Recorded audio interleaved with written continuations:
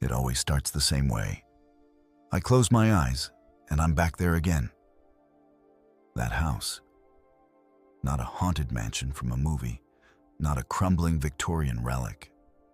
Just an ordinary suburban house at the end of a cul-de-sac. Red shutters, a maple tree in the front yard, grass that never seemed to grow right. A normal place, and that's what makes it worse. Because I can't step inside, not even in memory, without feeling that tightness in my chest. Because I know what waits in the hallways, and I know I was never really alone there. When you're a kid, home is supposed to feel safe, and for a long time, mine did. I can still remember the smell of my mom's cinnamon candles, especially in the fall. The sound of my dad's boots on the porch when he came home from work. The way the old carpet scratched your bare feet if you slid too fast across it. But even in those warm memories, there's something else. A shadow, a wrongness, something that didn't belong. The first time I noticed it, I was maybe 6. I was in the living room, sitting cross-legged on the rug, playing with plastic dinosaurs. The TV was on, but muted, bright cartoons flashing silently. My mom was in the kitchen, clattering pans. And then the front door, slowly, started to creak open. I remember hearing the deadbolt slide back on its own. I remember watching the brass handle twist. I froze. At 6 years old, your brain makes leaps. I thought, Dad must be home early, but no one walked in. The doorway stayed empty.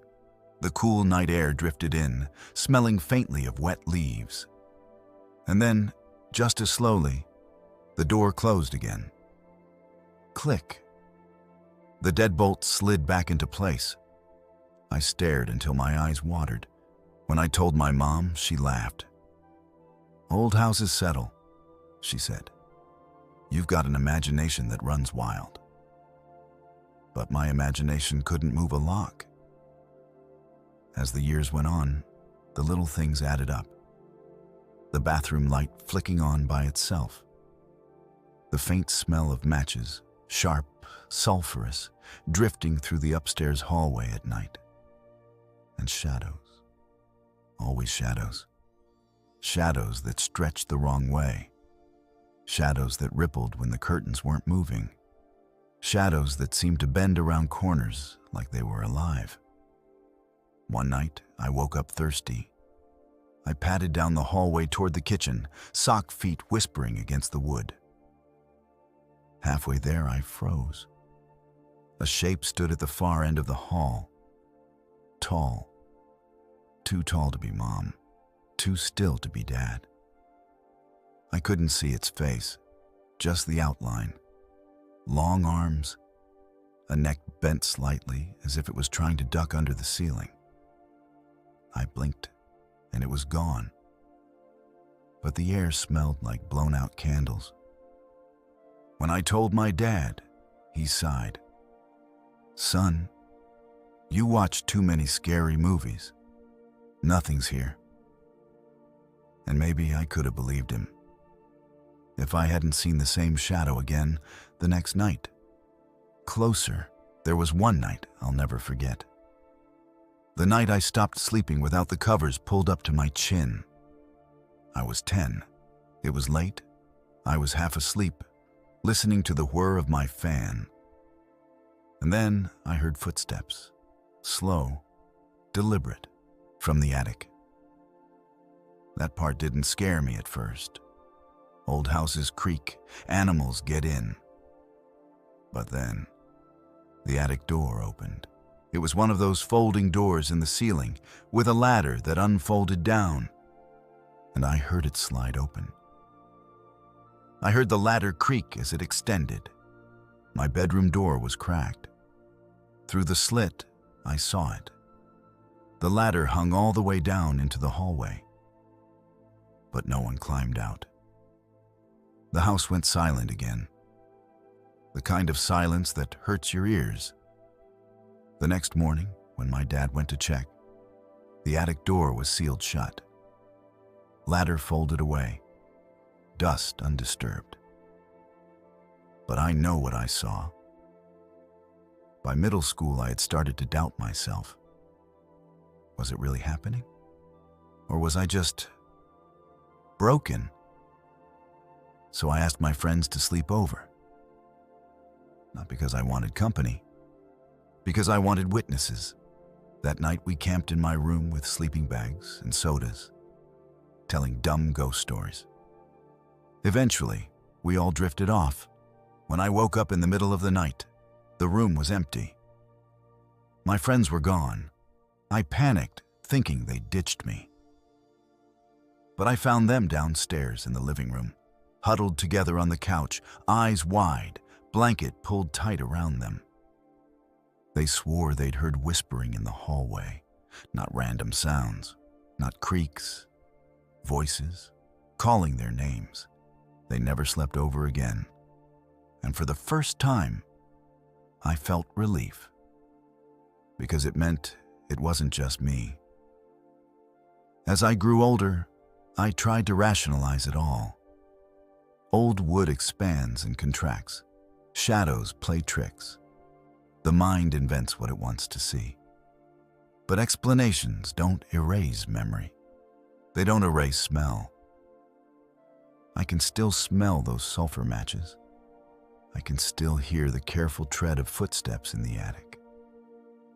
And when other people started to notice too, the doubt came back. A neighbor once asked my mom why I was staring at her from the upstairs window late at night. Except I'd been sleeping in the basement that week, avoiding the second floor entirely. Another time, my aunt came to visit. She unpacked in the guest room upstairs. By the next morning, she wanted to leave. When my mom pressed her, she just muttered, "Someone kept standing in the doorway all night." I thought it was one of the kids, but when I looked, no one was there. Years later, after college, I went back. By then, my parents had moved out. A new family lived there. The maple tree was still out front. The shutters still red. From the outside, it looked normal. But the moment I stepped onto the sidewalk in front of it, I felt it again. That tightness in my chest. Like something inside the house knew I was back. I told myself not to look. But of course, I did. And that's when I saw him. A boy in the upstairs window. Wearing pajamas I hadn't seen in years. Striped, faded blue. And I recognized him instantly. Because it was me. Not a kid who looked like me. Me. Down to the haircut, the crooked ear, the way I used to clutch the window frame when I couldn't sleep. Just standing there, watching. I blinked. The window was empty. I walked away. And I've never gone back. But I can't escape it.